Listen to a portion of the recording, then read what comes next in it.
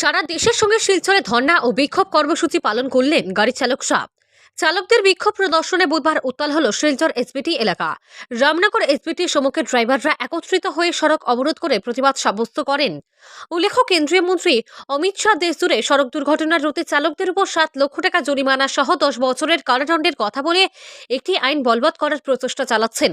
চালকদের উপর সরকারের চাপিয়ে দেওয়া এই আইন অতি সত্বর প্রত্যাহার করার দাবিতে এদিন দেশজুড়ে ধর্ণা ও বিক্ষোভ কর্মসূচি পালন করেছেন চালকরা। সরকারের জারি করা আইন অতি সত্বর প্রত্যাহার করা না হলে আন্দোলন আরো বৃহদাকার ধারণ করবে বলে এদিন কড়া ভাষায় হুঁশিয়ারি দিয়েছেন আন্দোলনকারীরা।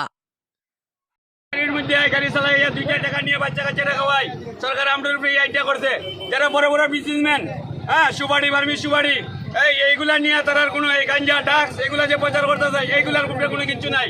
আজকে আমরা ড্রাইভার অথচ পেট বাঁচাইবার লাগি, বাচ্চা কাচ্চা বলার লাগি আমরা এক স্টেট থেকে এক স্টেট যাই। আবার পরে আমরা উপরে দুটো করে এম্পার, কিন্তু তারার উপরে কোনো এম্পার নাই। আমরা দরিদ্র শ্রেণীর লোক, আমরা উপরে এম্পার, কিন্তু তারার উপরে কোনো হ্যাম্পার নাই। এই বল আমরা মানছি না, মানবো না, মানছি না আর মানবো না। আমরা ড্রাইভার একটা, আমরা ড্রাইভার একটা, আমরা ড্রাইভার একটা, কিছু নেই, ড্রাইভার আমরা একটা।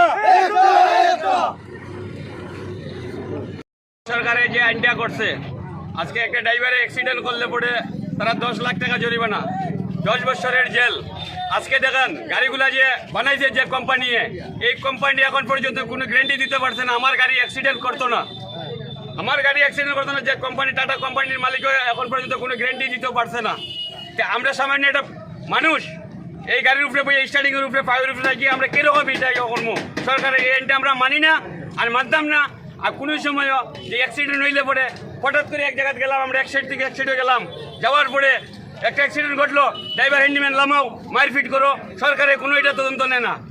আমরা একটা প্যাসেঞ্জার যদি অ্যাক্সিডেন্ট হয়ে গেছে, তারা যদি আমরা মেডিকেল পৌঁছাইতাম চাই, অথচ তারা পাবলিক আমরা উপরে উত্তেজনা করে। তারপরে আমরা ড্রাইভার হলে নগদ মারপিট করিয়ে তারা একদম জায়গার মধ্যে মারি দেয়। জায়গার মধ্যে মারার পরে এই যে আমরা বাচ্চা আছে ঘরের মধ্যে, এই বাচ্চাগুলো কে চাইতো? সরকার এটা না করিয়া তারা করছে কিনা এখন, মানে 10 বছরের জেল দিলে ফট করিয়া। হ্যাঁ, সরকারের চালক মানে যারা বাণিজ্যিক চালক, আপনারা যারা প্যাসেঞ্জার গাড়ি চালান, তারা উপরে এই আইন করার কারণ কিনা? আপনার কি মনে হয় যে আপনারা উপরে যে ড্রাইভার এটা নিয়ে একটা কঠোর আইন আপনার উপরে বলবৎ করা হয়, এটা কারণ কিনা? আপনার কি মনে হয়? এটা